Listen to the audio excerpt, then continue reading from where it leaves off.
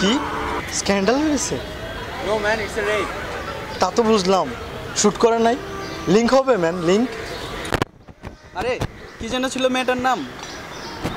ও তনু। হ্যাঁ, ওই যে ভাল্লুকে খাই ফেলছিল। তুমি তো গেছলা, কত মিছিল মিটিং করলা, কত ব্যানার ফেশন লয়ে দৌড়াদৌড়ি করলা, কি হলো শেষে? শুনলা শেষে কি ভাল্লুকে খাই ফেলছি মিয়া? কিছু লাভ হইলো? সামনে সেমিস্টার ফাইনাল আছে, ফাইনালের খেলা সামলাও। হ্যাঁ মামা, প্রিপারেশনের যা অবস্থা না, এইসব রেপ টেপ নিয়ে মাথা কামানোর আসলে কোনো সময় নেই। আরে ভাই, মিডিল ক্লাস ফ্যামিলির মেয়া এমন ভাব নেয় না, পুরাই পাংখা। এমন হটসিক হয়ে বের হলে র্যাপ তো হবেই। কিন্তু ভাই আপনি যে মায়ের দিকে তাকালেন, ওটা তো ভুল গলি ছিল। আরে ভাই, হিজাব তো আর পরে নাই। বড় লোকের পোলা দেখছে, পাঠাতে পারে নাই, এখন রেপ কেস দিয়ে দিছে। হ্যাঁ দোস্ত, এই 1.5 মাস পর হুশ হয়েছে যে রেপ হয়েছে, এতদিন আর খেয়াল ছিল না। আরে কি বলবো, এদেশে মেয়াদের এগুলো কিছুই না। Man, I don't think there is any possibility of any kind of justice. আরে মিয়া, সংস্কৃতি সভ্যতা বলতে তো একটা জিনিস আছে। আমাদের সংস্কৃতি কি বলে?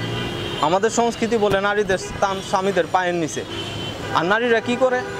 নিজের স্বামীরা নিজের পায়ের নিচে রাখে। সংস্কৃতি সভ্যতা ভুলে গেলে তো দেশের এই অবস্থা হইবই। আজকাল মেয়েরা যেভাবে ছেলেদের সাথে মেলামেশা করে, নাইট ক্লাবে যায়, পার্টি করে, ধর্ষণ তো হইতেই পারে। জি ভাই। ভাই আমি মনে করি মায়ের অত পড়াশোনার দরকার নাই।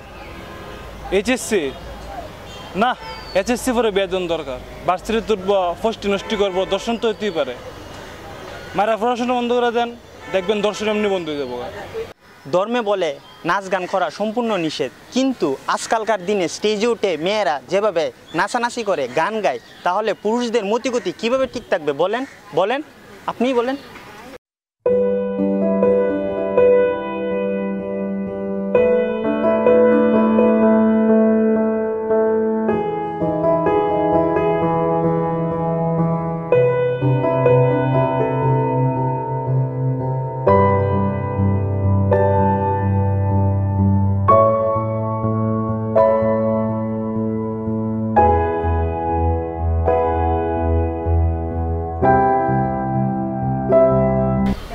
স্যান ফ্রান্সিসকো কিংবা বস্টনের মতো শহরগুলোতে 8 থেকে 10 ভাগ নারী বিয়ের পর তাদের স্বামীর দ্বারা এক বা একাধিকবার ধর্ষিত হয়ে থাকে। তাহলে একবার ভেবে দেখুন আমাদের মতো দেশগুলোতে সংকটের কথা হতে পারে। এই সমস্যা সমাধান যেটা করতে হবে তা হলো মাধ্যমিক এবং উচ্চ মাধ্যমিক স্কুল এবং কলেজগুলোতে প্রচলিত রীতিতে পাঠ্যদানের পাশাপাশি যৌন শিক্ষা প্রদান করা। এতে করে কাটবে যৌন বৃদ্ধি।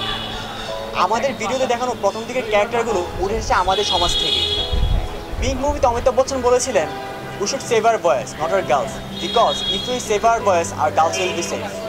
আমি বলছি না all the men are same, কিন্তু আমাদের সমাজে এমন কিছু পশু আছে যারা সমাজের বিভিন্ন নীতিরীতি কিংবা আইন কিংবা মানবতা সব কিছুকে উপেক্ষা করতে পারে তাদের নিজের স্বার্থের জন্য। আমাদের প্রতিরোধ করতে হবে তাদের, আর তাদের প্রতিরোধ করতে গেলে গর্বিত নিজেদেরকে শুদ্ধভাবে।